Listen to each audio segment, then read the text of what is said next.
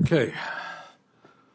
Thank you all for being here, and senators who are in attendance virtually. And let me thank Shalanda Young, the acting director of OMB, for being with us. And let me thank Senator Graham for his help as ranking member. A federal budget speaks to who we are as a nation and where we want to be in the future. And I think, as everybody knows, this last year has been one of the worst years in our lifetimes for our country and, in fact, for the world. In the United States, we have endured the worst public health crisis in 100 years. We have lost over some 600,000 people to COVID, and we have also endured the worst economic collapse since the Great Depression of the 1930s. The very good news is I believe we are making significant progress in fighting our way out of both of those disasters. In terms of the pandemic, more and more Americans are being vaccinated, and the death rate is going down significantly. In my own state of Vermont, we're up to about 80% of our people have been vaccinated, and that type of trend is going on all over the country. Obviously, we still have an enormous amount of work to do, but the good news is we are making progress. Economically, we are also moving forward in the right direction. Millions of jobs have been created in the last few months as the economy reopens all across America. And one of the reasons, in my view, for our success has been the American Rescue Plan that the President signed into law in March. $1,400 direct payment that about 85% of our people received was enormously helpful in easing the anxiety and the pain and the distress that so many people were feeling. I don't know if any of you had the opportunity to talk to people who received those checks, but for a family of four, that was just life-saving. The American Rescue Plan, in a major way, has begun to cut childhood poverty because of the $3,600 child tax credit that we are providing to working families all across America. During the pandemic in my state, and I expect in all of your states, there were long lines of people lining up for emergency food. Hard to believe that's taking place in America. It was. We are making progress in reducing hunger in America. We are expanding, as a result of the American Rescue Plan, health care for people who need it. We're improving educational opportunities. We're providing summer and after-school programs for our kids. The American Rescue Plan provided an extra $300 a week in unemployment benefits to millions of workers who lost their jobs through no fault of their own. And the American Rescue Plan also is preventing millions of Americans from being thrown out onto the streets because they could not afford their rent. It is also preventing over 1 million workers and retirees from seeing their pensions slashed by up to 60%. In other words, that is a very significant piece of legislation that came at a time when working families in this country desperately needed help. But let us be clear. While we are making progress in protecting working families, an enormous amount of work remains before us. In the richest country in the history of the world, the working families of this country continue to struggle economically, with millions of our people continuing to live in desperation. Sometimes inside the Beltway, we can forget that reality. But literally speaking, 3 blocks from this building, there are people sleeping in tents out on the street, and the desperation exists from one end of this country to the other in every one of our states. Real wages, inflation accounted for wages in America, are lower today than they were 48 years ago. Think about that. Huge explosion in productivity, in technology, average American worker in real wages making less than he or she did 48 years ago. And frighteningly, and the young people know this, the younger generation stand an excellent chance, if we don't turn it around, of having a lower standard of living than their parents. In other words, we're moving in exactly the wrong direction. Today in America, over half of our people are living paycheck to paycheck, and millions are trying to get by on $8, $9, $10 an hour, which in my view is a starvation wage.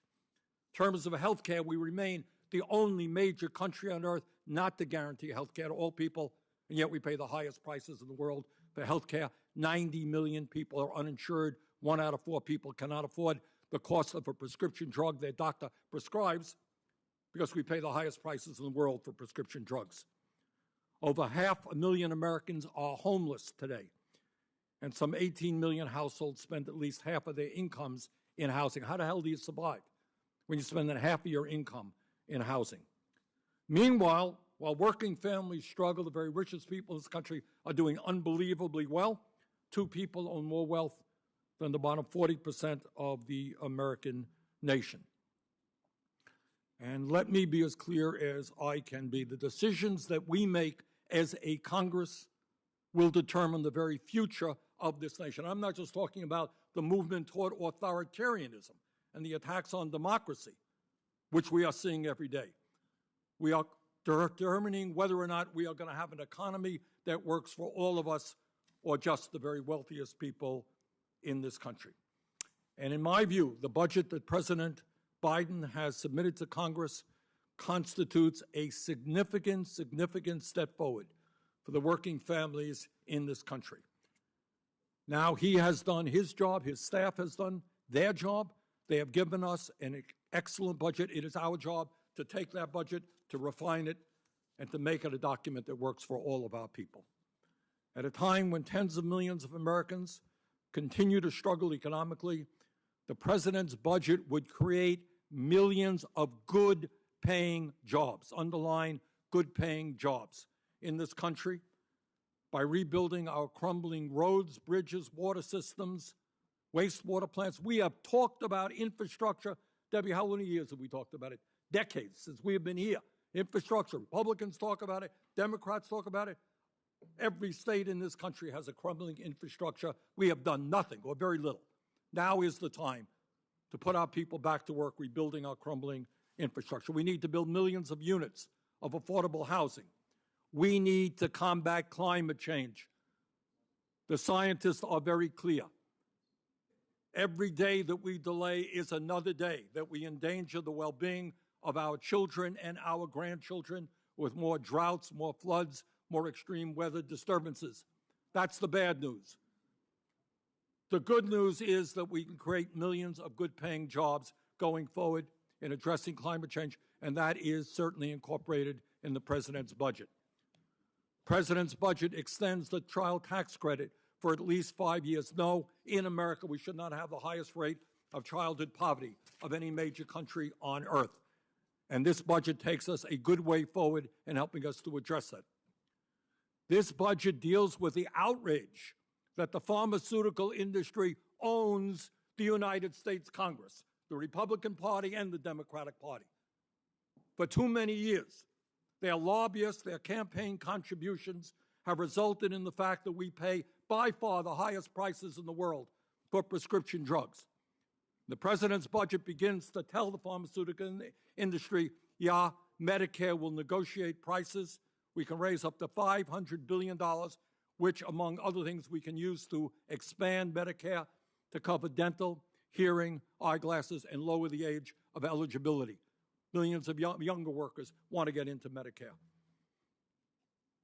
By enacting universal child care pre-K legislation in the president's budget, we can make sure that every child in America, regardless of income or zip code, gets a good start in life. How absurd it is that we still, many of us, continue to live in the 50s where dad went to work and mom stayed home with the kids. Well, you know what, folks? Mom is working. Dad is working.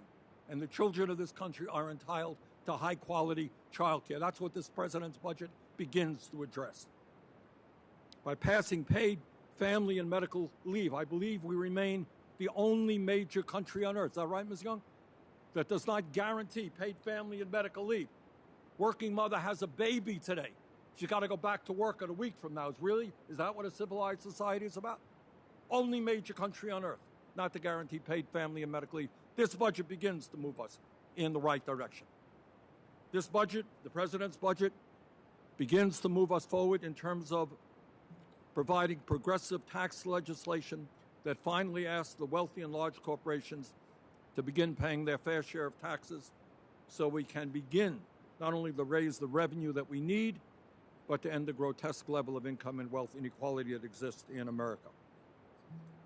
So here we are, folks. We have come to the worst year in our lifetimes. We are making progress, but I would hope that everybody recognizes that we still have a very long way to go. And I want to congratulate the President, Ms. Young, and the administration for giving us the framework of moving forward. Now, they've done their job. Now we've got to take the ball and run with it. We've got to refine that bill. It's not a perfect bill. That's our job. That's what the Congress does. So I look forward to working with my colleagues in the Senate and the House with the administration to make this just an extraordinary piece of legislation that finally addresses the needs of working families. Thank you. Senator Graham. Thank you, Mr. Chairman, and to our witness, welcome. I have a high respect and regard for you. Your budget, like every other president's budget, is probably not going to go very far, but that's just the way it is around here. And let me tell you why this budget probably won't go very far. There's some things you can fix. This budget's not one of them. What does this budget do? Over a 10-year period, it increases $5 trillion in additional spending. On top of what we're already spent, $5 trillion over 10 years. It raises taxes to $3.6 trillion. What does that mean for everybody working out there? This budget will come to your neighborhood soon. There's just not enough one-percenters to bear all the load of this. In terms of debt to GDP, we'll be at 117%, the highest since World War II. What does it do in terms of taxes? 20% of GDP will be taxes, the highest level in the history of country. And we're competing in a world where people are trying to be more competitive. Businesses can go anywhere in the world to do business, and I think a lot of them will be choosing another spot other than the United States because we will drive them offshore. This tax and spend budget will break the back of our economy and will destroy future generations' ability to achieve the American dream that most of us have had a shot at, because we will sink them with debt. We'll have an economy with tax structure that very few businesses will look to America as the place to locate. Other than that is fine. The real problem with the budget is on the defense side. You know this gun butter debate? There's enough butter in this bill to call a heart attack for everybody in the world. This is the most cholesterol-laden budget I've ever seen.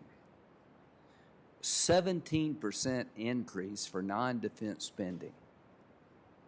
1.6% increase for defense spending.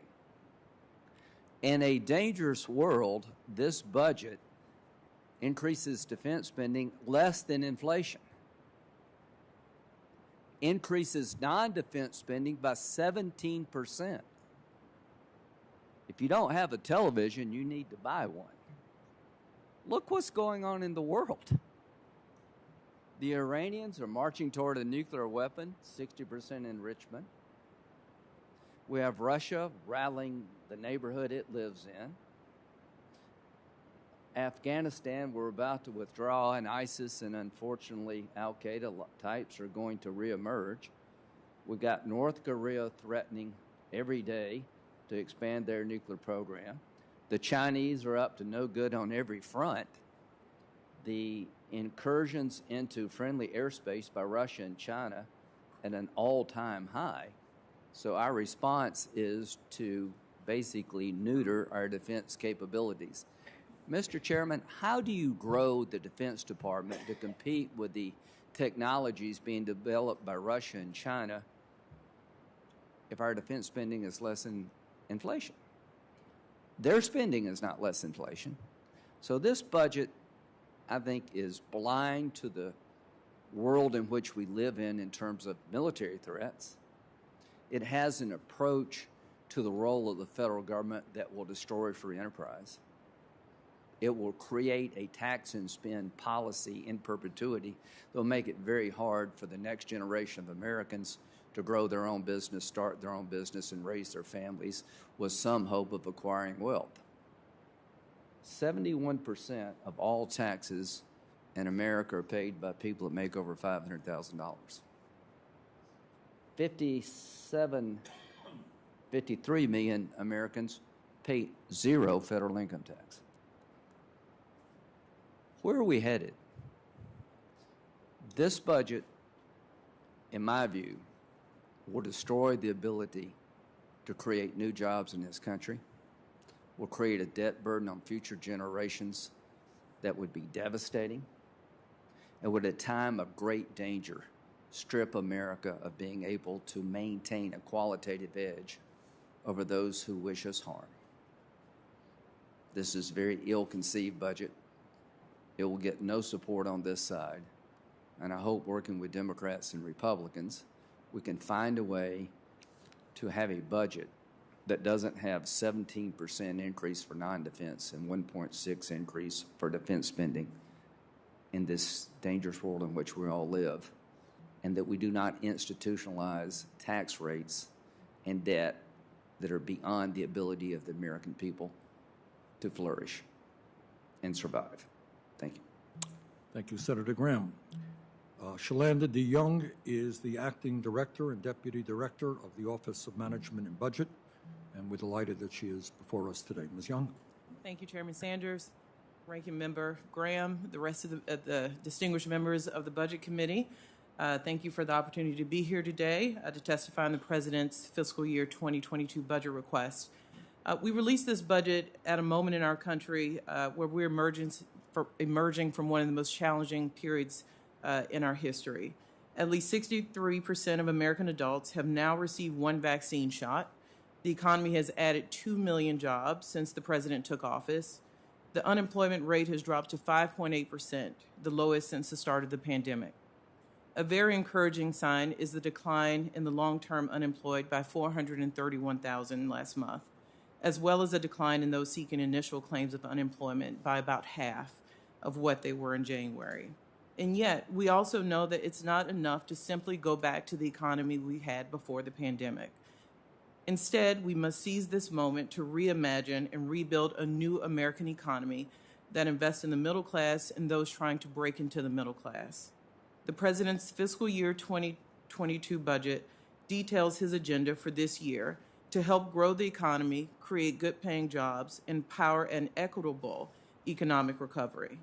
It includes the two historic plans the President has put forth, the American Jobs Plan and the American Families Plan, and reinvest in education, research, public health, and other foundations of our country's strength through the discretionary request. And it does all of this while proposing tax reforms that will improve our country's long-term fiscal health and lay the foundation for shared prosperity in this country. The budget starts with the American Jobs Plan, a once-in-a-generation investment in America that will put millions of people to work rebuilding our country, fixing highways, rebuilding bridges, and upgrading our transit systems, replacing all lead pipes and service lines into our homes, and investing in the infrastructure of our care economy and creating new and better jobs for caregiving workers, and more. The budget also includes the American Families Plan, a historic investment to help families cover the basic expenses that so many struggle with now, lower health insurance premiums, and continue the historic reductions in child poverty that began in the American Recovery Rescue Plan. Alongside these investments, the budget also reiterates the President's strong call to Congress during his joint session to make progress on health care by reducing the cost of prescription drug and expanding and improving health coverage. Moreover, the budget details a robust set of discretionary proposals to help reinvest in the foundations of our strength and to begin reversing a decade of chronic underinvestments in priorities like public health. In total, the budget's discretionary investment would restore non-defense appropriations to its historical average share of the economy. Importantly, the budget makes all of these investments in a way that's responsive to both near and medium-term economic landscape and longer-term fiscal outlook. In the near term, the decades-long global trend of declining interest rates gives us the fiscal space to make necessary upfront investments. Under the budget's policies, the real cost of federal debt payments will remain below the historical average through the coming decade, even as the budget assumes that interest rates will rise from their current lows, consistent with private sector forecasts. Over the long run, when we face larger fiscal challenges and more uncertainty about interest rates, the budget will reduce the deficit and improve our nation's finances. That's because its front-loaded investments are more than paid for through the permanent tax reforms that will ensure corporations and the wealthiest Americans pay their fair share. The budget policies reduce annual deficits beginning in 2030 and reduce deficits by over $2 trillion in the subsequent decade, while the American Jobs Plan and American Families Plan are fully offset within 15 years. As a whole, the President's budget will improve our nation's long-term finances while making the growth enhancement investments we need right now. Thank you for the opportunity to appear before the committee today, and I look forward to taking your questions. Thank you very much. Ms. Young, let me start off with an issue that I've worked on for a long time, as others have, and that is the high cost of prescription drugs, the fact that the United States, through our Medicare program, does not negotiate drug prices. What does the President's budget do in terms of lowering drug prices and demanding that we get fair prices from the pharmaceutical industry? Senator Sanders, the budget makes clear that the President expects action on this year, that we expect a bill from Congress that allows Medicare to negotiate drug prices that saves at least $500 billion for the American people because through lowering of drug payments, which you know is an extreme cost not only to beneficiaries but to taxpayers through the Medicare program. To my mind, in the richest country on earth, it is hard to believe that millions of seniors don't have teeth in their mouths, don't have the hearing aids that they need, don't have the eyeglasses they need. What does the President's budget propose in terms of expanding Medicare? Not only does the President want and expect action this year, as he called for in the joint address on prescription drugs, he expects those savings and others to be used to strengthen the Medicare and Medicaid programs with plans to enhance dental, vision, and hearing aid through those programs. Ms. Young, you may be aware that unbelievably, I hear my Republican colleagues talk about problems and somehow they forget issues like we have the highest rate of childhood poverty of almost any major country on earth, while the very rich are richer. What does this bill finally begin to do, the President's budget, in terms of childhood poverty in America? One, it looks at the issues you brought up about women in the job force and a need for child care for all families that's affordable, equitable. So it invests heavily in child care spending. It reinvests in Head Start. Today, the discretionary budget serves 95,000 fewer children than it did 10 years ago. So it looks at a full picture to allow families to educate their children in a way that's fair to all families, no matter of income level. Why is that important? I mean, I'm asking you such an obvious question, but some apparently still don't appreciate this. Why in today's economy is it important that we have a strong child care and pre-K system? I'm here before you as a woman. Families look very different than they did 30 years ago. We need all the tools available to allow women and fathers to enter the workforce while not worrying about child care for their families. The United States, I say to my colleagues, used to be the best educated country on earth. My memory is correct. We used to have the highest percentage of college graduates of any major country. That is no longer the case. And Senator Graham mentioned that this is a very competitive economy, world economy. It certainly is. And you know what? You're not going to succeed in a competitive world economy unless we have the best educated workforce in the world. What does the President's budget do in terms of improving, allowing working families to get the higher education that right now they cannot afford? This budget would allow two-year community colleges to be free for Americans, which we think is the appropriate thing to do. As the President has said over and over, we developed an education system decades ago that said 12 years was the right amount of years. We need to relook at that. And I think if we look at now what the educational requirements are for most jobs, that doesn't make sense anymore. That's an area, by the way, we're going to maybe expand a little bit on what the president's ideas. I think we can go beyond community colleges, making them available to working families. My last question is, while some of my colleagues may not appreciate it, the scientists are pretty clear that climate change is an existential threat to this planet, that not only the United States, but China and countries, India, countries all over the world are going to have to work extremely aggressively to transform our energy system and in the process create millions of good-paying jobs. Ms. Young, what does the president's budget do in terms of finally getting us to move forward aggressively in climate change? The discretionary budget invests $36 billion to combat climate change, an increase of $14 billion, Senator Sanders. Also at agencies you wouldn't typically think of, but all agencies are being impacted by climate change, including the Department of Defense, including the Small Business Administration. We have to look at this government-wide, and that's what this budget is doing. In addition to the billions of investments in climate change we're putting forth as part of the jobs plan.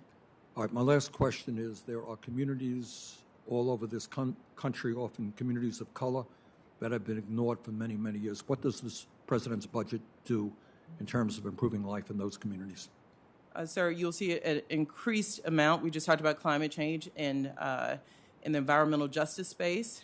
This is an area we've put out an executive order requiring all agencies, as they implement, as they think about the budget, as they think about programs, that the government should work for all people, no matter their race, gender, and make sure we are providing equitable service to all Americans. So it goes beyond the budget, and ask agencies to relook at everything we're doing to make sure we're reaching all Americans.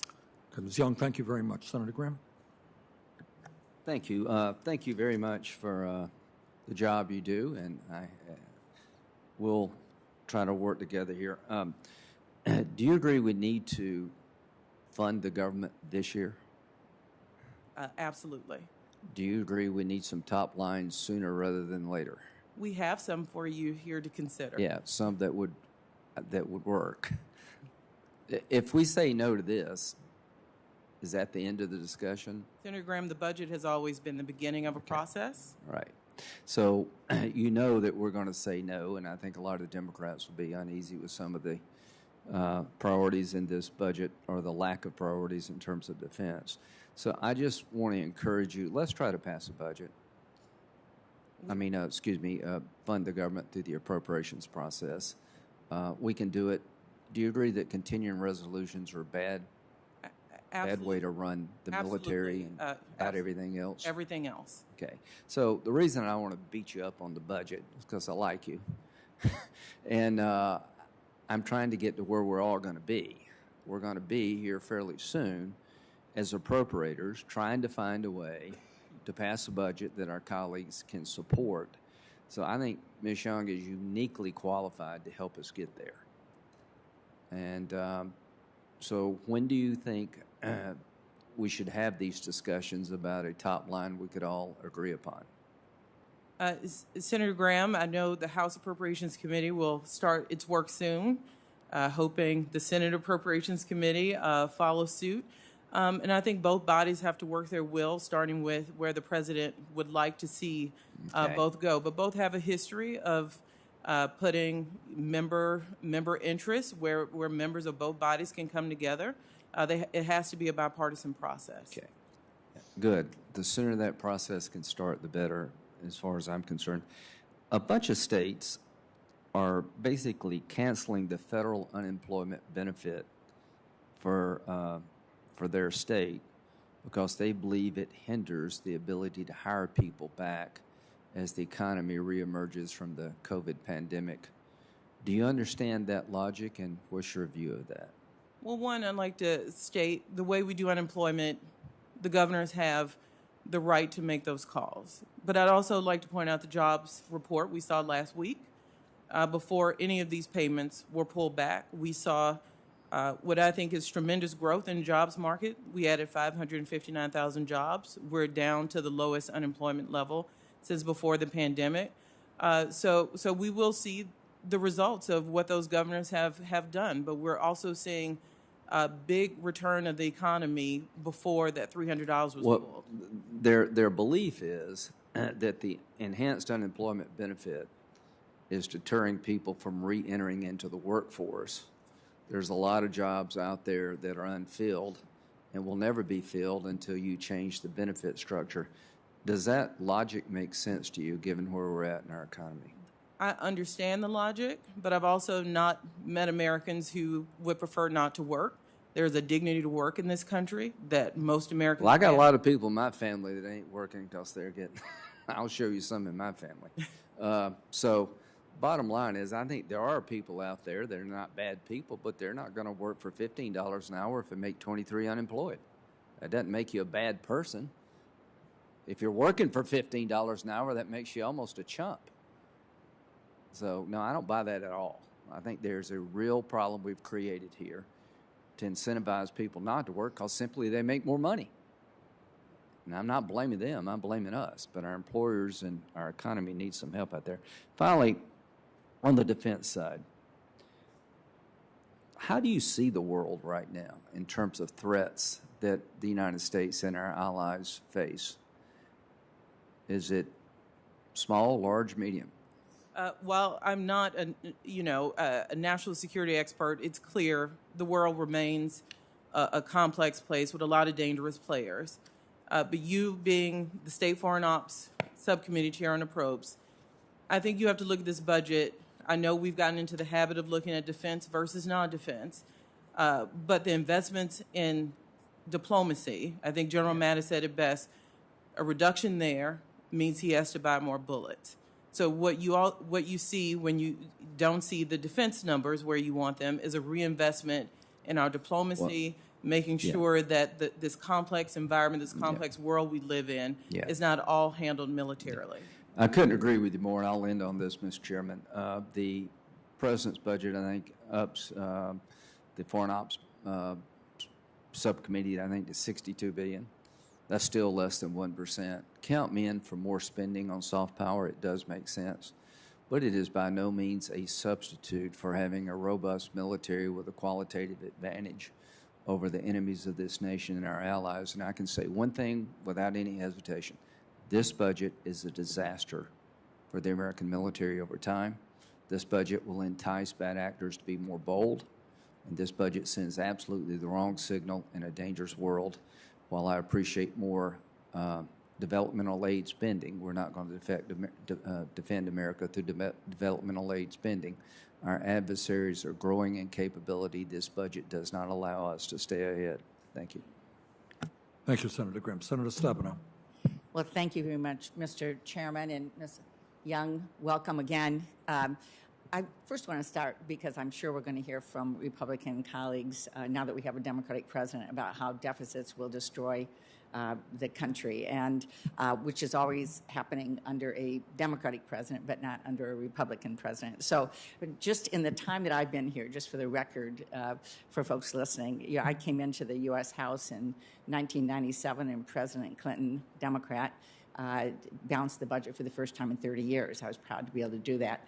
Came into the Senate, President Bush, 2 tax cuts geared to the wealthiest Americans, wars not paid for, huge deficits. Nobody said anything about the deficits. Went into a financial crisis at the end of his term. President Obama comes in, right-sizes the government, the financial crisis. Suddenly deficits matter again. They're horrible and will ruin the country.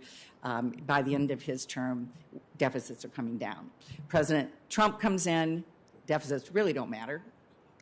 Everything gets exploded in terms of the deficits. Republican colleagues don't say anything. But now we have President Biden and deficits matter again. So I think we ought to just say, as we hear this going forward, understand where it's coming from. I want to thank you for a budget that reflects the needs and values of the people of Michigan. I want to thank you for supporting the Great Lakes. It's the first time in 5 years I haven't had to come to the Budget Committee and talk about how eliminating the Great Lakes Restoration Initiative would be a bad thing for protecting the Great Lakes. So thank you for investing in that as well. I wondered if you could speak a little bit more about closing the tax gap, I think, which is so important. President Biden's proposed a significant investment in the IRS ability to enforce the tax laws on the books. I think everybody in my state thinks that's a good idea, and if they're required to pay their taxes, that everybody should be required to pay their taxes, and it's pretty simple. People should pay what they owe. Every year, there are hundreds of billions of dollars in taxes that are owed that aren't paid. In fact, in the Finance Committee, I was really amazed to hear the former IRS commissioner say he thinks it's $2 trillion in unpaid taxes. And when you look at it, it's unreported income, it's income hidden because of complex business arrangements and so on, and compounded by staffing cuts over the years that have made it harder to do complex tax-consuming audits. And the result is that low-income taxpayers with a simple tax filing get audited. A billionaire with complicated finances have a much better chance of not being audited. And so when we're looking at roads and bridges and education and healthcare and Department of Defense and all the things that we need to fund, these are big numbers. So I wondered if you would talk more about the role that revenue from closing the tax gap plays in funding the critical investments that I'm sure everybody will be talking about this morning. So, Senator Stabenow, we do pay a lot of attention on the spending side without pointing out the president's proposal is completely offset through tax reform. Also, before you even get to tax reform, through asking those who are supposed to pay a certain amount of tax to pay that. The IRS has been woefully underfunded for decades, the last decade even more, thanks to the Budget Control Act. So we're saying, you said $2 trillion, we're tracking closer to $1 trillion. That's what people owe under these tax laws with no changes. So we do think we need robust investments in the IRS to make sure that regular Americans are not paying their fair share while those under our current laws are getting away without paying anything into the system close to what they owe. And then we have to skimp on these investments in infrastructure and child care. Yep. Thank you very much. Well, on behalf of the people of Michigan, we need to get that done. People want to make sure our tax system and enforcement is fair. One other question. I have many I'd love to talk to you about, but I want to talk to you more about what we've talked about privately in terms of a really important piece of health care, which is behavioral health care above the neck, mental health, substance abuse services, and so on. We've had dramatically positive things happening through new certified community behavioral health clinics. Senator Roy Blunt and I, Republican, Democratic colleagues together, pushing forward on a new way to provide quality services in the community that keep people out of the jail. Instead, they're getting help out of the emergency room, out of the homeless shelters, getting help.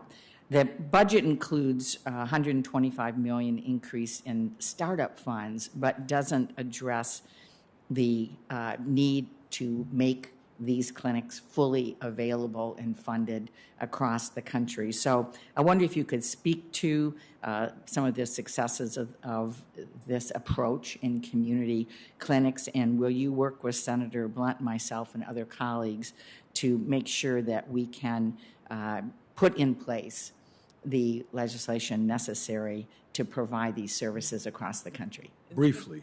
Yeah. Senator Stabenow, as I said privately, of course, we'll work with you to make sure we get the right mix and are servicing people the best way when it comes to behavioral and mental health. So we'll absolutely work with you. Thank you. Thank you.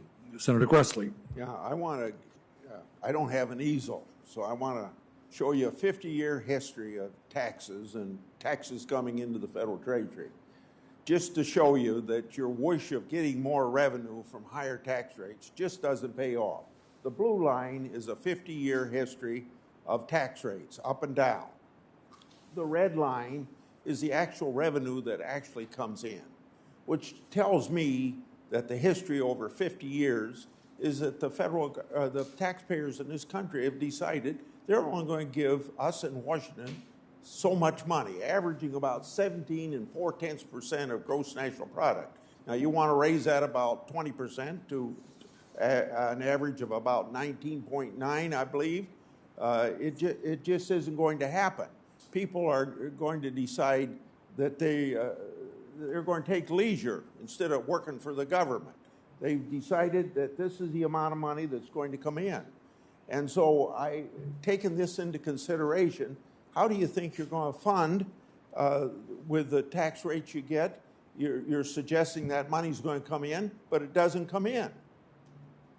Senator Grassley, one, I think I need some of the visual aid that Senator Sanders talked about earlier, but from what I can see of the lines, I think not all, but partly can be explained by what I just talked to Senator Stabenow about. We need to make sure that we have an IRS, a government that is collecting what the tax law says we should be collecting. And some people absolutely do not pay what they're supposed to pay, not because they're staying home, because they have found loopholes that we are beginning to close in this budget. So, I think it is troubling, the line you've shown, and we are trying to do something about that to make sure people are paying what the tax law says they're supposed to pay, and it's usually the very wealthy who find loopholes that we need to close.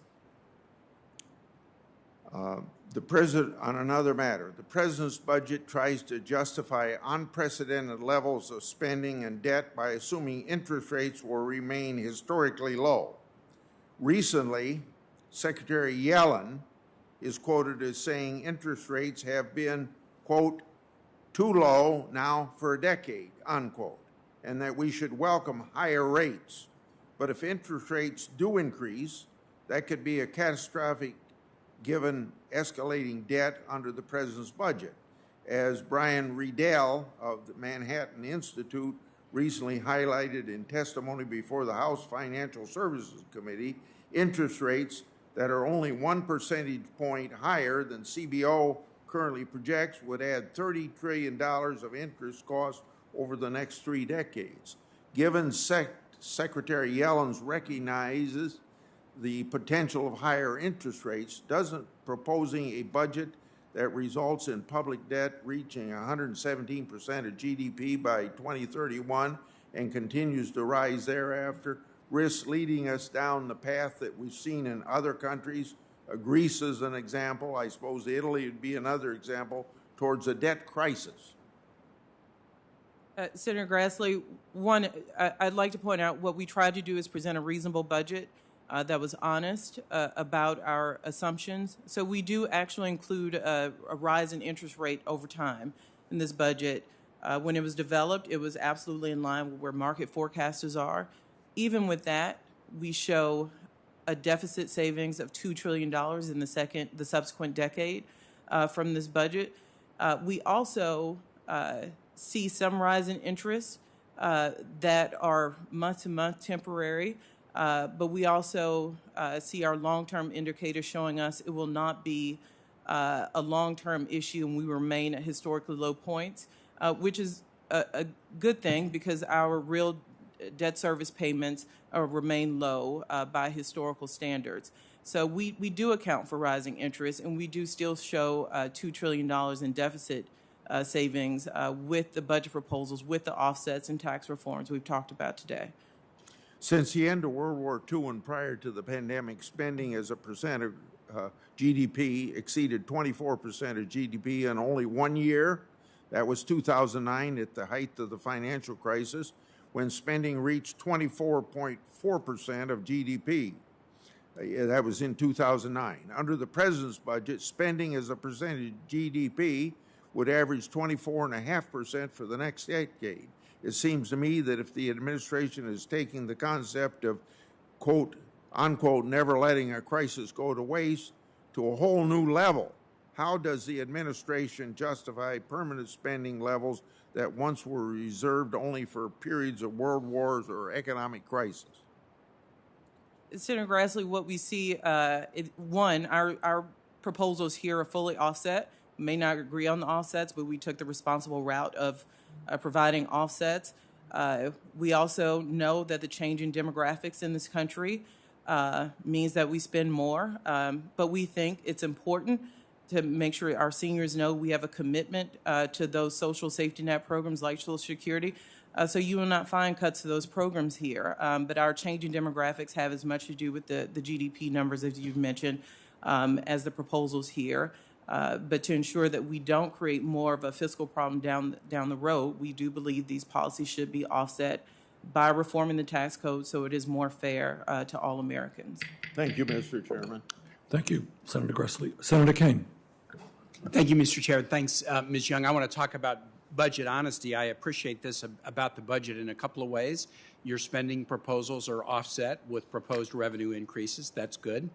You don't propose a defense number, but then have a president who wants to take money out of the Pentagon to use for non-military projects like a wall. President Trump took about $12 billion out of the Pentagon to use for the wall. So while the top line for defense may only go up a little, actually, if you count in the fact that President Biden isn't going to raid the defense budget for non-military emergencies, it's actually a larger increase in defense spending within the Pentagon.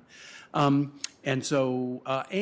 let's get to this. You use fairly conservative revenue forecasts. So you projected trillions of dollars of deficit savings over the 2 decades using conservative revenue forecasts. Now, as I read the budget, what it suggests to me is this. We're still in the middle of a once-in-a-century public health crisis that's killed 600,000 people and ravaged the economy. We're seeing some signs of growth. That's good, but we're not out of the woods yet. And so you include conservative revenue projections, and maybe the most recent evidence would suggest that the growth will actually be stronger. Wouldn't you agree with me that one of the best ways to deal with debt and deficit is to have strong economic growth? Absolutely, and the growth numbers we have for this year, upcoming year, is 5% in the budget. We developed those economic assumptions in February. Clearly, our vaccine program has outperformed our greatest thoughts on what it would, and it's allowed the economy to grow. OECD and other forecasters now estimate that our growth will be more like 6.5%. So there are very conservative estimates here. Even with those, we show deficit reductions. And there's proof through market forecasters and others that we're doing better than even this budget. And when the time is right, you can come back to Congress. If you feel like you need to adjust the revenue projections, you can come back to us. And we might even see the anti-deficit effect that you testified earlier being even stronger because of the potential for robust growth. We're required to do something called a mid-session review, and I certainly don't want to get ahead of myself, but given where the market is and market forecasters, I expect we'd see much stronger growth. On the theory that economic growth is the best anti-deficit strategy, I also want to point out analyses for the last decade have always indicated that comprehensive immigration reform is something that you can do that will significantly increase economic growth without really adding a penny to the deficit. And it would be my hope that we would grapple with that. If we're interested in fiscal responsibility, comprehensive immigration reform is one of the most important things we could do. I am right, am I not, that President Biden is not proposing to raid the Pentagon budget to take money out of it for non-defense emergencies. Am I correct in that? You're correct, absolutely correct. Over the course of about a year in the calendar year, it straddled 2 fiscal years, President Trump took $12 billion out of the Pentagon budget. And so the top line numbers that Ranking Member Graham showed actually were sort of artificial. Those were indeed top lines. That didn't reflect what was actually spent by the previous administration because they spirited monies away. Senator Graham also talked about the notion that the discretionary budget was increasing at a significant percent.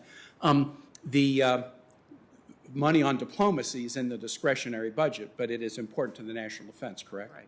The Department of Energy, which is over our nuclear arsenal, really important to national defense, but that's in the discretionary budget, isn't it? Right. DHS is in the discretionary budget, very important for national security, isn't that correct? Department of Justice, Drug Enforcement Administration. There are so many parts of the discretionary budget that are critical to national defense that just simply looking at defense versus non-defense and saying one is benefiting and the other is not is sort of artificial and not particularly accurate, isn't it? It is a completely artificial split. Last thing I want to ask you is, in the past administration, we often saw efforts, I thought, to really go after federal employees by limiting cost of living increases, by undercutting retirement benefits. Tell me about what this budget does for our federal employees. So one, it provides a adequate cost of living increase of 2.7%. And that is parity for both defense and non-defense employees. It makes no sense that someone sitting next to someone in a uniform would not have parity, or that a CIA intelligence or a officer- Coast Guard officer serving That's on a right. Navy ship, they would get different pay increases. Correct. That makes no sense, does it? It does not. Yeah, so parity, that's strong. We do parity in this budget. The president is very clear. The government works for the people, and we have to have a strong civil service, rebuild that service. Just at OMB, we've seen the reduction in staff over the last 10 years. It has significant impacts on what we're able to do for the American people, and we have every intention to turn that around. Thank you, Ms. Young. Thanks, Mr. Chair. Thank you, Senator Kane. Senator Johnson. Thank you, Mr. Chairman. Ms. Young, welcome. Real quick, how much approximately is left unspent from the close to $6 trillion of COVID relief that Congress has passed over the last 18 months? Senator Johnson, you know ARP was just passed, so a significant amount of that remains unobligated. But I can get that for the committee. Well, the reason I ask is when we passed the $1.9 trillion, put air quotes, COVID relief package, there's about $1 trillion left unspent of the previous $4 trillion spent in 2020.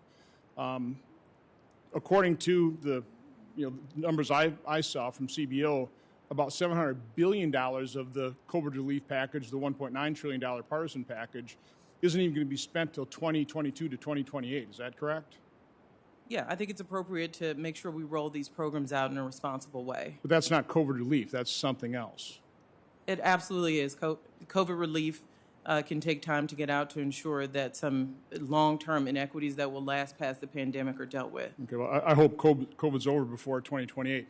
Can you give me that number, though? I'd like to know, as of today, how much of the $6 trillion of COVID relief remains unspent. We'll make sure all the members on the committee have that data. Just real quick, because you're talking about equity and taxes. Right now, the top 1% make about 21% of income, and they pay 40% of the income tax. The top 10% make about 48% of the income, and they pay 71% of income tax. And by the way, the top 1% will always make a larger share of income, because that's the definition of 1% and definition of 10%. What do you think would be more equitable? Again, top 1%, 20% of income, they pay 40% of tax. Top 10%, they make 48% of income, pay 71% of the income tax. What do you think would be more equitable? What should those percentages be? Senator Johnson, the question I have is they're paying the percentages. Let's take your numbers are fact. That doesn't mean that they're paying a fair share compared to what regular Americans. So again, if you're making, let's concentrate on the top 10%. If you're making almost 50% of the income, what percentage of the income tax should you pay? What we are suggesting is that the wealthiest Americans go back to paying what they paid before the tax cuts of the last administration. So we are moving those tax rates back to 39.6%. What do you think is the maximum amount any American should pay out of $1 of income to the federal government? Recognizing certain states take 10% or even more. But what should be the maximum amount an American should pay for every $1 of income should contribute to the federal government? What should that percent be? So we have a tax plan. What it says is no one that makes under $400,000 should pay more than they paid now. So we have a commitment not to raise those taxes. But what we're saying is those that make more than $400,000 should pay. But what's that percent? I mean, what do you think? So what is the percent that an American will pay out of $1 of income? Senator John, overall, we think the right tax rate is 39.6% for the top rate. So about 40%, okay. Senator Stabenow was talking about the glory years of budget surpluses, which, trust me, I wish we were back there in the late Clinton years. The reason we got there is, first of all, extremely strong economy through the 1990s. And I would argue that was set up by what Ronald Reagan did in terms of supply-side economics and setting up the conditions for business investment. So revenue actually did grow in 2000 to 20% of GDP. But that was short-lived. Because Senator Grassley is right. Long-term, no matter what the top marginal tax rate, we get about 17.4%. That's kind of what the American people in the end say that's about all we're going to pay in, and they figure out some way to avoid paying the high top marginal tax rate. But the reason we had the surpluses is because spending was 18.5, 18, 17.7 to 17.7% of GDP during those 4 years. Now, historically, it's gone up during recessions, like in the 83, early 80s to about 22.9. The first 4 years of President Obama, again, he came to office with the recession, it was 24 to about 22%. Last 4 years was about 20.8%. The president's budget is calling across the board for 24.5% spending of GDP. Don't you think that is way too much? So one, I'll point out that those times that Senator Stabenow you mentioned, the top tax rate was 39.6%. So we're trying to go back to those levels. So, we talk about spending as the problem.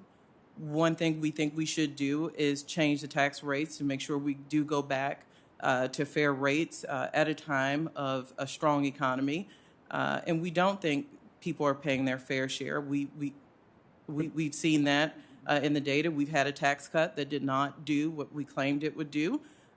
So we are trying to go back and make sure that the top earners and corporations do something to make sure we can spend on infrastructure. Final point, that what I was pointing out, those outlays are going from averaging about 20% in the last 4 years around Obama to 24.5%. That's a massive amount of spending increase.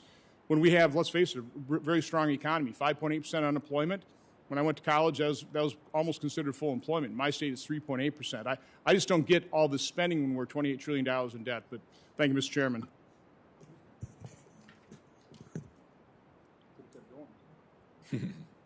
Thank you. Senator Toomey should be available on video. I am. Thank you, Mr. Chairman. My first point I would make is our distinguished witness, I think, misspoke, suggesting that she'd like to go back to the wealthy paying the share of the tax burden they paid prior to the TCJA. If we went to that, then the wealthy would pay a lower percentage of all the taxes that are paid, because when we did the tax reform of 2017, the TCJA, we shifted the tax burden from middle income people to higher income people. We made the tax code more progressive than it was prior to the TCJA. So unless I'm mistaken, I think the administration's position is that they want wealthier people to pay even more, not less, of the tax burden. So I just want to make that clear. So this budget that we have before us, of course, massive increase in non-defense discretionary spending, almost 17%. That's on top of the $1.9 trillion of partisan spending that was signed into law in March. The Biden proposal never returned spending to pre-pandemic levels as a percentage of our economy. For 50 years, average spending has been about 20% of GDP, just a little more than that. Under the president's budget, spending remains at about 25% of GDP. So it's a massive 25% increase in government spending as a percentage of the economy, which would be a huge distortion and misallocation of resources. To pay for part of these spending hikes, we've got huge tax increases. The president's proposing we increase the corporate rate, we double GILTI, we eliminate the foreign-derived intangible income, which is a way to encourage taxes paid in the U.S. instead of overseas, raise individual income tax rates, eliminate the stepped-up pay. It goes on and on. All kinds of tax increases of all sorts. And one of the ironies of this was that I wish we could all agree on certain facts that are indisputable. And one of them is that prior to the hit of the pandemic, prior to that, we had the best economy in 50 years. And that's if you measure it by objective metrics. We were at full employment. We had more job openings than there were people looking for jobs. We had a record low poverty rate. We had all-time record low unemployment for African Americans, for Hispanic Americans. Wages were growing, and not only were wages growing, but they were growing fastest for the lowest income people. So we were actively witnessing a narrowing of the income gap. I would have thought that there could be bipartisan agreement that those are good things, because I think those are very good things. And therefore, I think it'd be good to try to get back to that. But that's not where we go here. Instead, we go on this massive spending and tax hike binge that would make it probably impossible to ever get back to the best economy of the last 50 years, which we had a year and a half ago. Now, along the way, because of the government having shut down the economy for understandable reasons, even if not always best in hindsight, in 2020, Congress passed 5 bills, $4 trillion. Then the Democrats insisted on another almost $2 trillion. It was clear already that the economy was roaring back. COVID was already receding dramatically. We had discovered by then, before then, that states had an all-time record year for funds for tax revenue in 2020. State and local governments combined set an all-time record. Separate and apart from that, we had sent them $500 billion. And then the administration says we have to send them another $350 billion, of course. It's just unbelievable, the spending everywhere you look. California is a great example. Here we go. In California, they announced that this fiscal year, they've run a $75.7 billion surplus. That's just their surplus. But they're going to get another $42 billion from the federal government. So they don't know what to do with all this money. They're going to send checks out. So here's one thing that I've suggested is that since there's bipartisan agreement on physical infrastructure spending, why not spend some of this money that's been approved, but it hasn't gone out the door? I think our witness testified that much of it couldn't possibly have been spent yet. I agree with that. But I have a concern, and my concern is how much detailed information we have about what is actually available to be repurposed.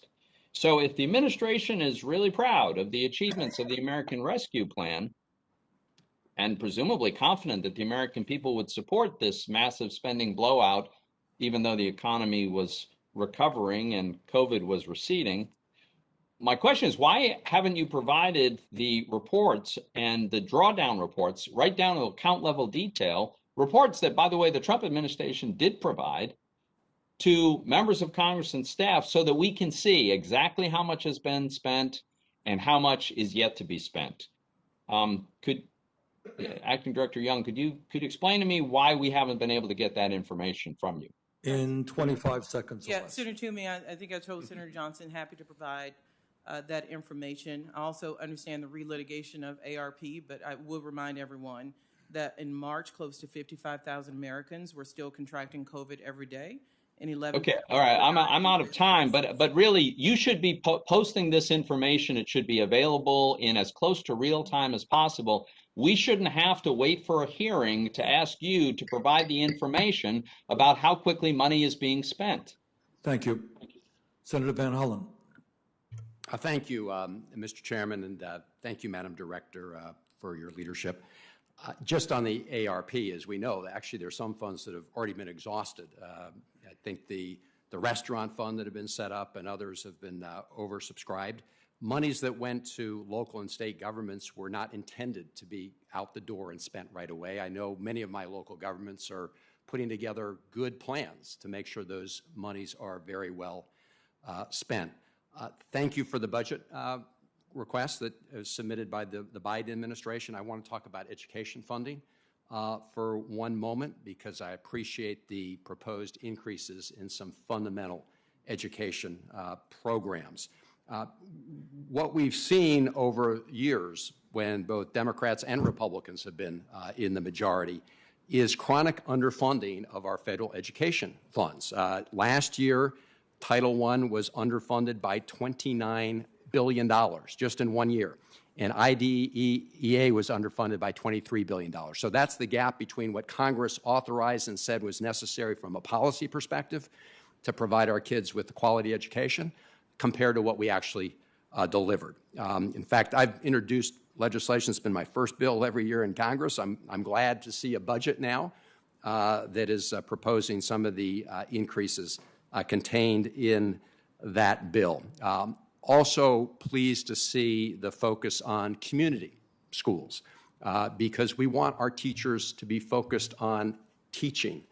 But we all know that many kids come into the classroom with lots of other challenges and issues. And so community schools are the right model. So can you just talk a little bit about the increases? You've got a $20 billion increase in Title I equity grants, $2.6 billion in IDEA, which has had bipartisan support, $443 million in full-service community schools. Can you just talk about how this supports an opportunity agenda for the country? One, point out that 90% of the children in this country go to public school. So the investment here is absolutely necessary. I think you pointed out there's been historically bipartisan support for many of this education budget. $20 billion increase for Title I schools. IDEA, as you pointed out. We think you also have to look at our preschool investments, so we get children early childhood. As we've seen, kindergarten is too late. You've missed the boat if you're waiting to kindergarten. So we're trying to make sure that children, especially those at risk, have access to quality education as young as we can find them. And I think this budget is transformational. It's a first step, but we certainly hope Congress takes this and runs. I agree with you, and I want to ask you also about the issue of long-term unemployment. You have $4 billion in here to create subsidized job programs for short periods of time to help the long-term unemployed get back on their feet. We had over, about 1.5 million people long-term unemployed even before the pandemic hit. We're well over 4 million. Even as we come out of the pandemic, I'm very nervous that many people are going to be unable to find work and looking for a very long time. So this is not a radical idea. I remember back in 2010 during the economic meltdown, no less a flaming liberal than Governor Haley Barbour at the time thought that this was a really important program. And I do think that to address the chronic issues of long-term unemployment, not just after a pandemic or after a meltdown like we saw in 2008, we have that ability for people who are looking for work, they want to support their family, they're out there. That's by definition, they're looking to help them with a leg up. Can you talk briefly about that? Yeah, while we see some indicators that we're doing better here, over 400,000 removed from the rolls of the long-term unemployed.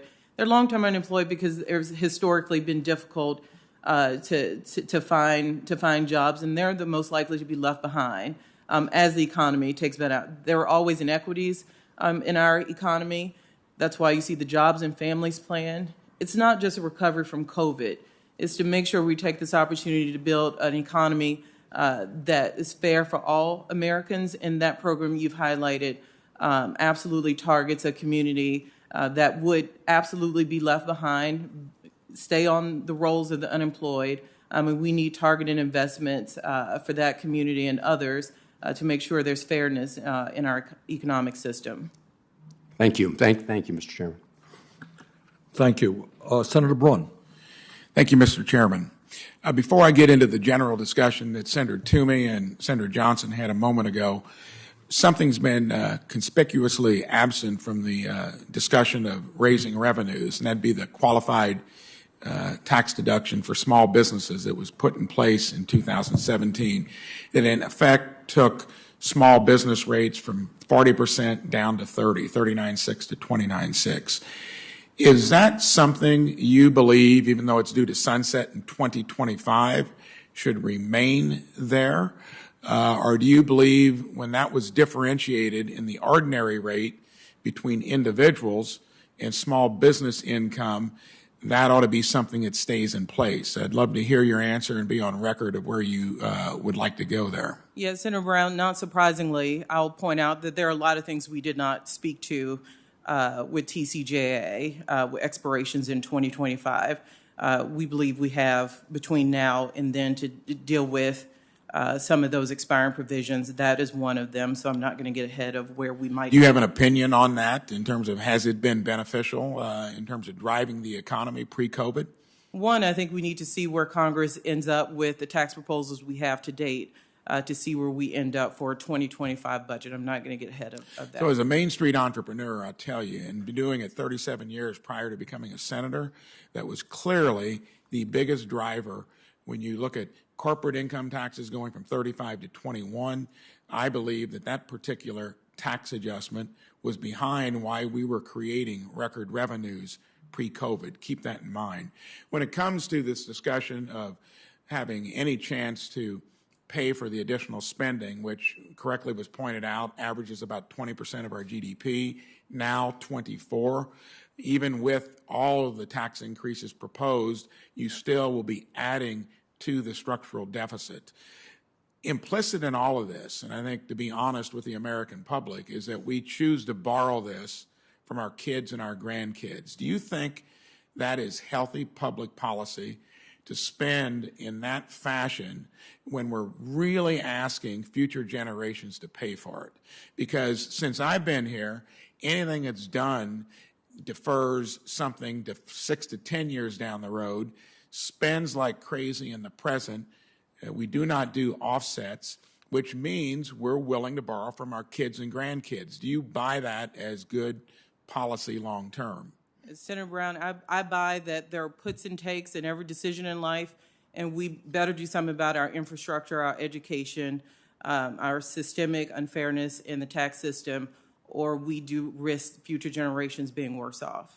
So I'll take that as a declaration that you are willing to borrow from future generations on end to get these policy proposals across. I'd point out that that doesn't work anywhere else. In any state government, it doesn't work in any entity that's got the rigor of competition in the private sector, and it's a very poor example of what we do at a place that so many people look to, so many businesses do. And I think it sets us up as a bad business partner for any of the good policy that we choose to pursue, whether it's infrastructure, education, any of the things that people look to the federal government maybe to do more of. This ends up with a series of crises down the road, maybe starting with completely depleting the Medicare trust fund here in a little over 5 years. Social Security, the other driver of our structural deficits along with Medicaid, all might be good policy that we've kind of woven into our fabric. That's all at risk as well. So I think that as long as we're on this pathway, we need to be honest about it and to also acknowledge that we were at the sweet spot of maybe what government should do pre-COVID, based upon especially that incentive built into making the productive economy healthy with that qualified income tax deduction for small businesses. I don't think you can paint this in any other way other than it ends up with a calamity. And even though it feels good in the short run that we're spending money on so many things all of us are interested in, but it's derelict to the American public to do it when we're borrowing every penny of it. Because let's face it, raising taxes, that's not near as certain as spending the money at the tune of creating these $1.5 trillion, $1.5 trillion deficits and the debt that it adds in the future. I think that's part of what journey you're on. Thank you, Senator. I see we're out of time, but I'll just point out that we absolutely agree. You should pay for your proposals, and that's what we do here, and I get there are disagreements, but we have put forward a set of proposals that would pay for the spending. Thank you. Thank you. Senator Murray. Mr. Chairman, thank you. Acting Director Young, welcome. Good to see you today.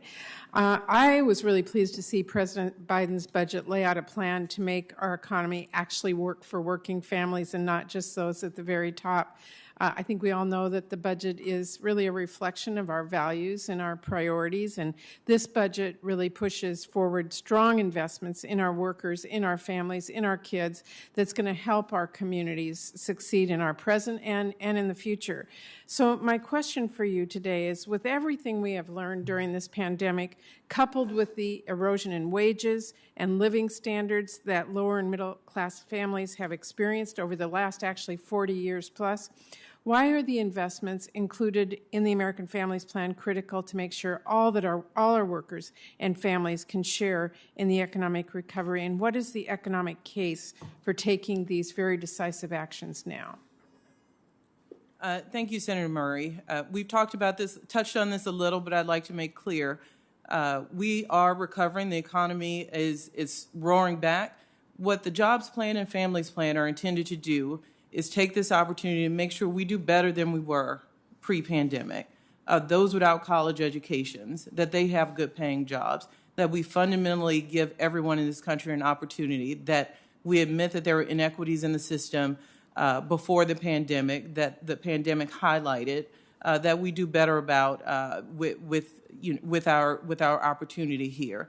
So there's we are recovering from COVID. We think ARP gave us a leg up, given where we are in vaccines.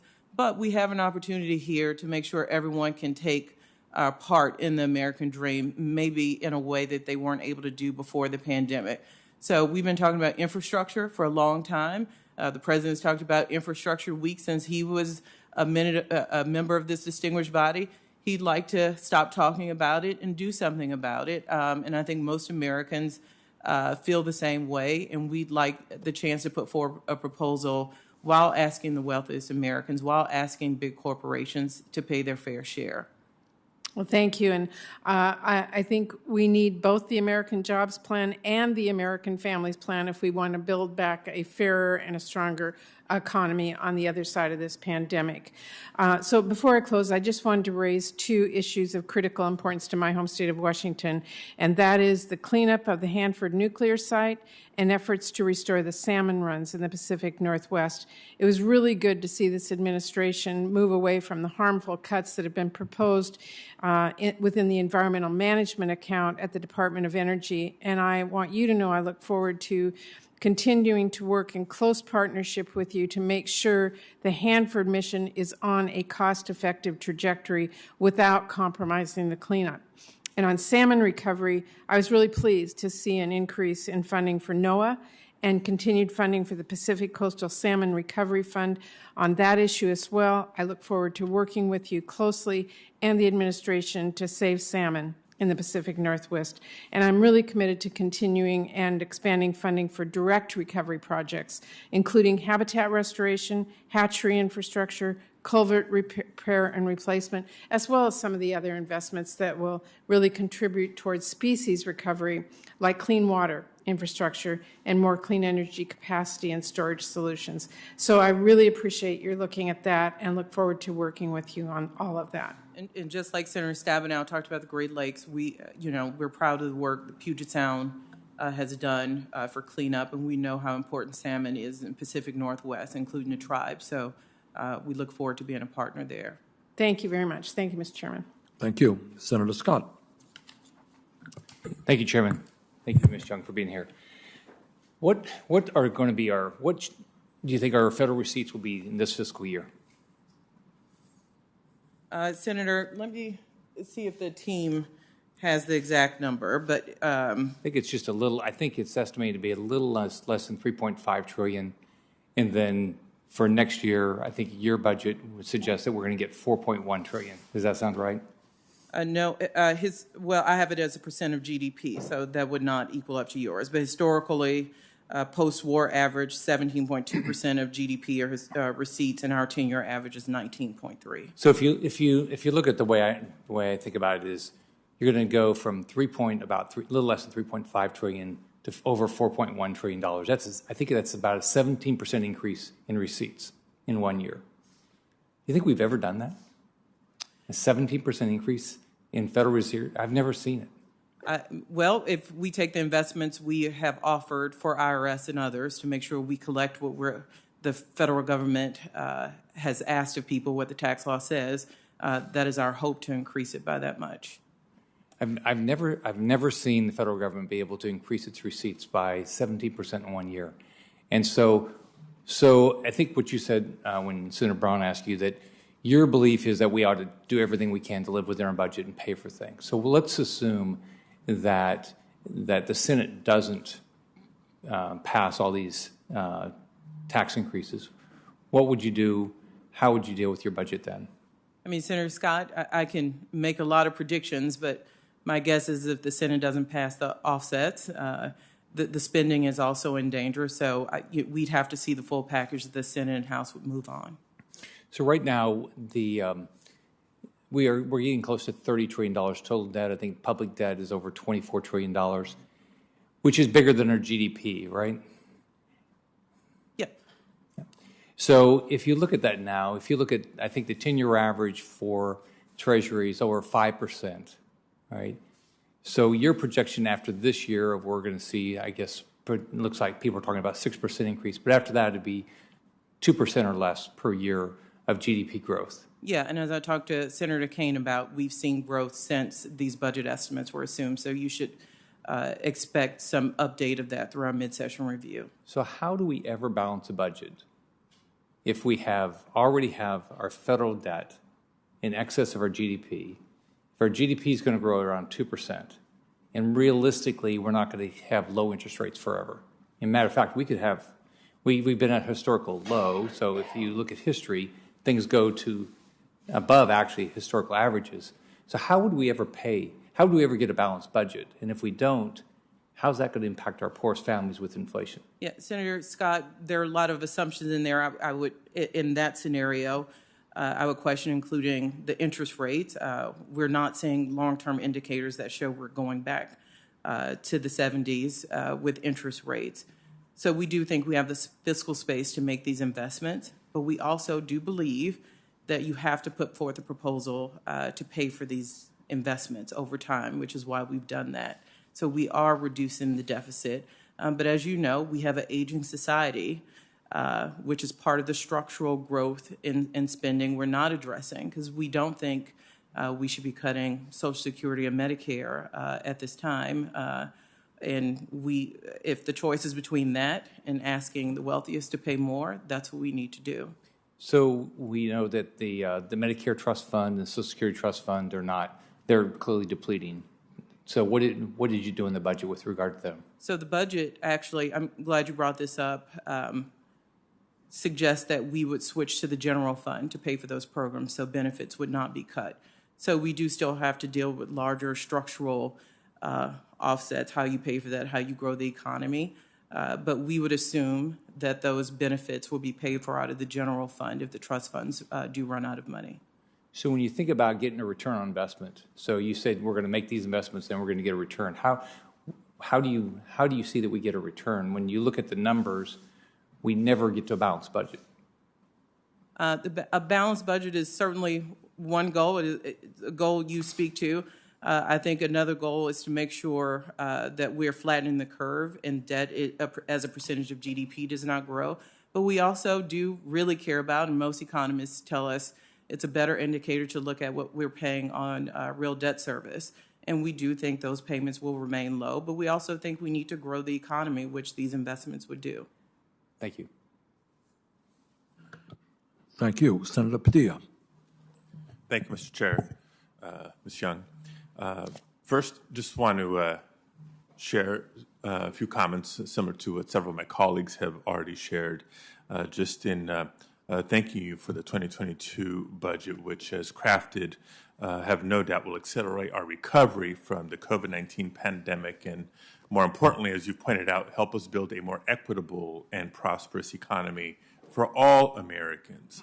I believe the President is rightfully rejecting the failed theory of trickle-down economics and instead making strategic investments to help families enter and stay in the middle class. So with all due respect to some of my colleagues' newfound concern about deficits and debt, I know that this proposal meets this moment to rebuild our nation's infrastructure, combat climate change, create millions of good-paying jobs, reduce income and wealth inequality, expand access to child care, redress systemic inequities, and so much more. So I look forward to working with you and the other members of this committee and others to advance this bold vision to deliver the equitable investments that the American people so direly need. I do have a couple questions, a couple in the category of wildfires. I'm from California, and another in regards to housing. First, wildfires. California's most recent wildfire season was the worst on record, with more than 4.2 million acres burned. And we know that without bold action to combat climate change and to improve the resiliency of high-risk areas, we'll continue to see more severe and frequent wildfires. It's important to recognize that 50% of forest land in California is owned by the federal government. So wildland fire management in California is indeed a federal issue. Unfortunately, we've seen decades of underinvestment by the federal government. So I'm pleased to see that the U.S. Forest Service's budget request proposes a $400 million climate funding allocation to accelerate the restoration of degraded forests and rangelands. In total, the U.S. Forest Service proposes an increase of $170 million for wildland fire management and $80 million for its wildfire suppression operations fund. Director Young, simple yes, no question. Will you commit to working with Congress and the Department of Agriculture to ensure that the Forest Service's Region 5 receives the additional staffing and resources it needs to address the hazardous fuels backlog and reduce risk in California? Yes, sir. All right. Next, I want to call your attention specifically to ongoing delays in transferring critical wildfire air tankers from the Air Force to CAL FIRE for fire suppression efforts. The Air Force was directed in the 2019 National Defense Authorization Act to modify 7 Coast Guard HC-130H aircraft with state-of-the-art wildfire suppression equipment and transfer them to California for use by CAL FIRE.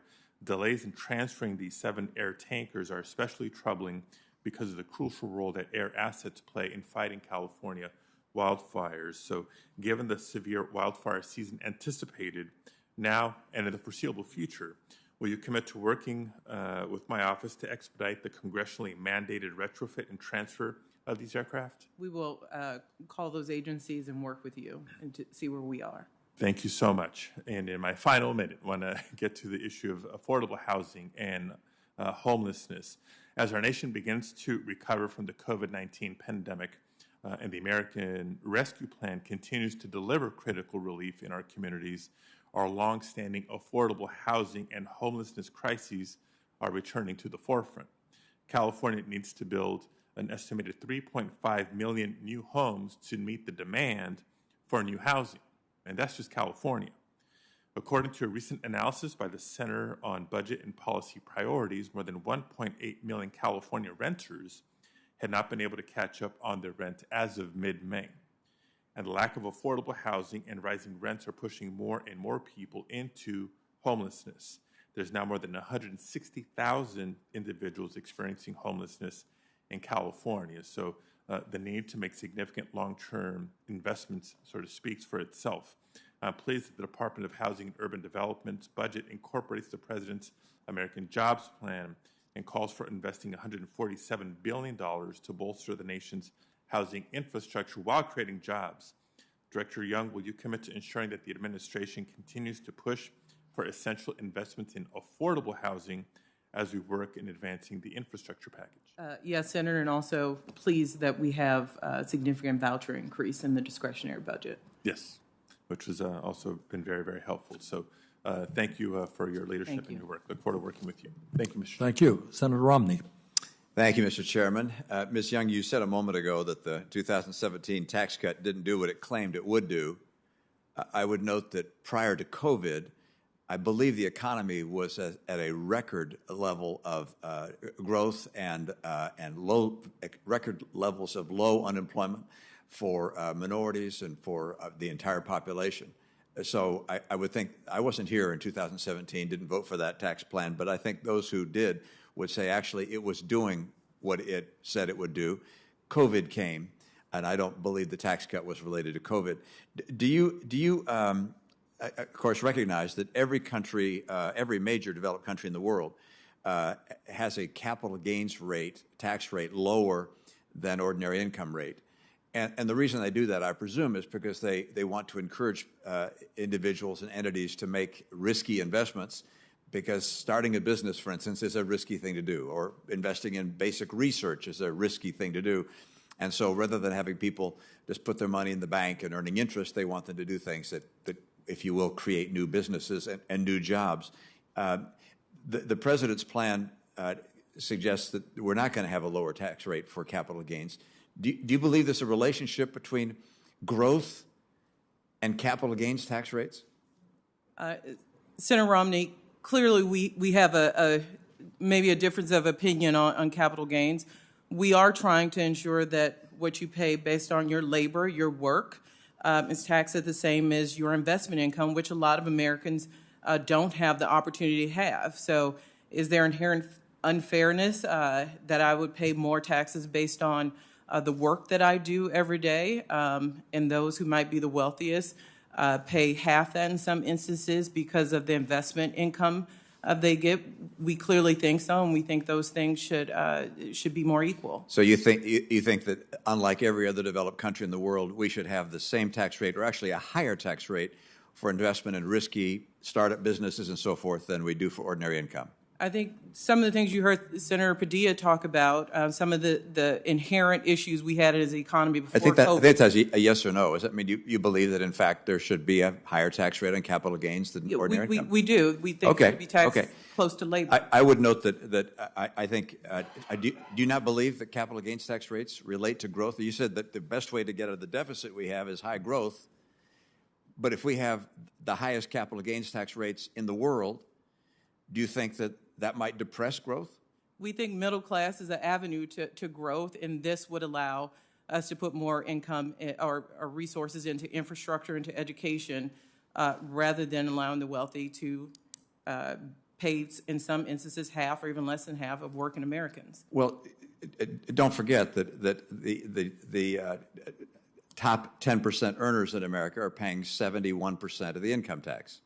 Is that not their fair share? Is that you keep saying they should pay their fair share, they should pay their fair share.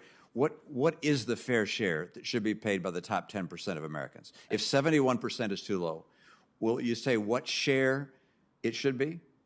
Senator Roman, I think you have to look at what they're making compared to what they're paying, and I think most Americans would find it objectionable given the percentage they're paying of their income.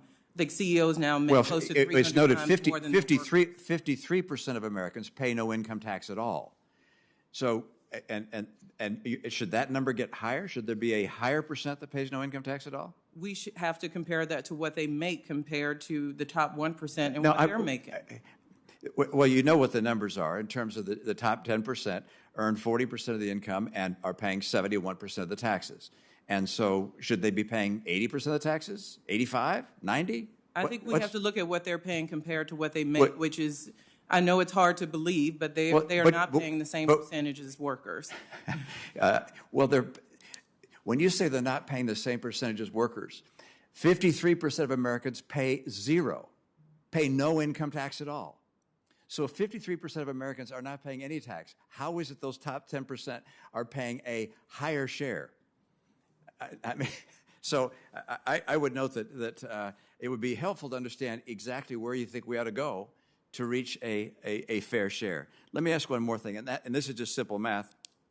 I guess my time's almost up, and that is you're proposing that the capital gains tax be applied at death, that the so-called tax run-up at death, tax adjustment at death is eliminated, and they should pay a capital gains tax. Help me with this. If, let's say, an individual, a woman died, let's say her $1 million exemption was being used elsewhere, and so she went from had an asset that she bought for dollars, now worth $1 million. I just want to do the math here. So she would then pay the capital gains tax of 43.4% on that $1 million, as I understand it, which would be $434,000. And then she'd also pay, when I say she, her estate, would also pay an inheritance tax on the $1 million, which would be $400,000. So in total, she would pay, her estate would pay $834,000 on a $1 million gain, or some 83%. That doesn't seem like fair share to me. That seems like confiscatory. Have I missed the math somehow on that? I would say if you look at it maybe in more round numbers, if I want to leave a $5 million house to a child, $2.5 million remains tax-free. So there is $1 million, you point out, exemption per individual. Yeah, I understand. And so I'm talking about an individual that has multiple assets, but it's saying that once that $1 million has been used up, that at that point the 83% tax rate is a fair share, not confiscatory. I mean, you have to look at the exemption, which is $1 million. Senator Whitehouse, I believe, is with us on video. I am with you, Chairman. Thank you very much. Hello, Director Young. How are you? Hi, Senator. I wanted to talk with you a little bit about I'll let you take that. climate risk.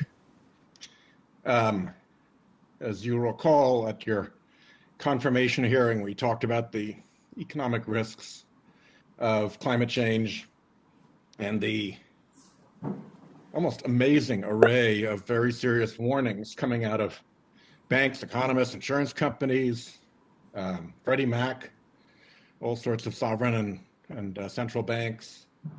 And since then, Swiss Re, the humongous reinsurer, has put out a report in which it concluded that if we did not successfully mitigate carbon pollution, global GDP would be 18% lower in 2050 than it otherwise would be. 18% lower than it otherwise would be.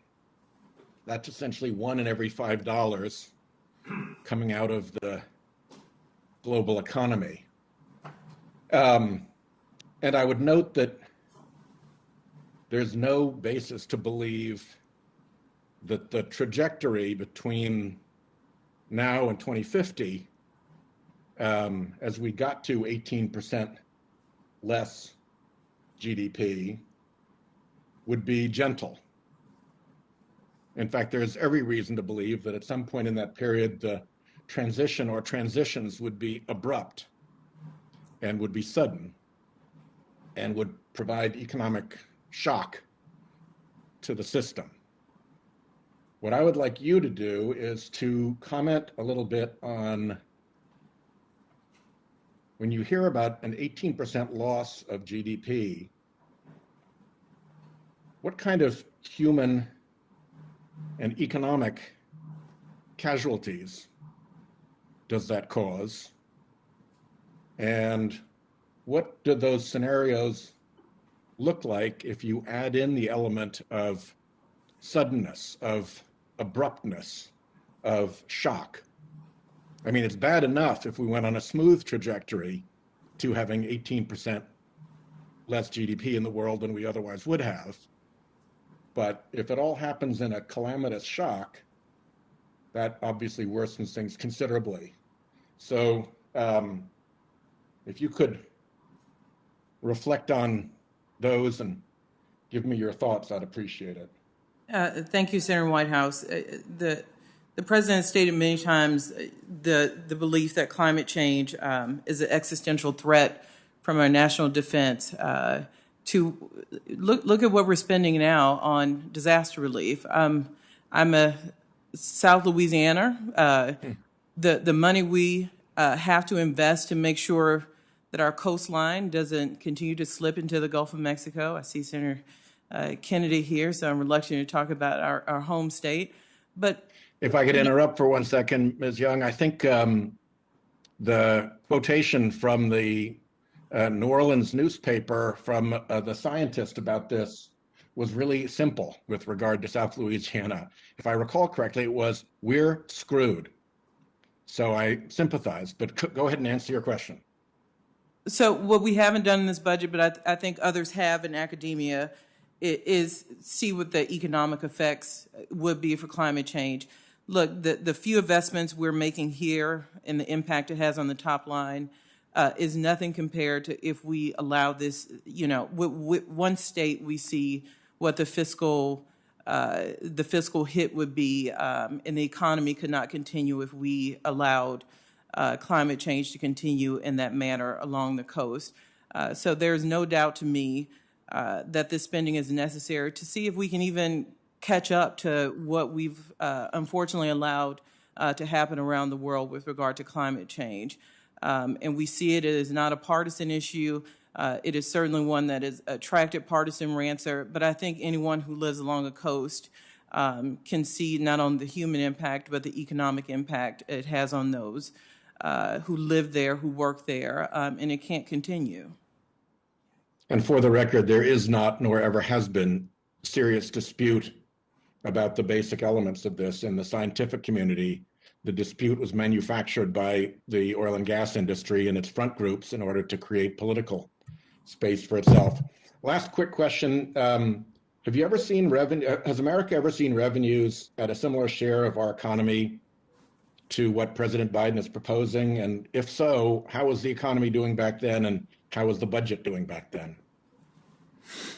Senator Whitehouse, I think the important thing is when everyone, talks about debt, and we absolutely have to look at debt as a share of GDP, but it would be unfair to not look at the revenue side of the ledger to make sure that we aren't falsely restricting ourselves to make investments in climate, in infrastructure, and make sure we do see a role for the wealthiest Americans. We do see a tax rate where they are paying less than working Americans as a percentage of what they bring in. We do see the use of loopholes and offshoring that keep us from investing in areas that both parties agree on.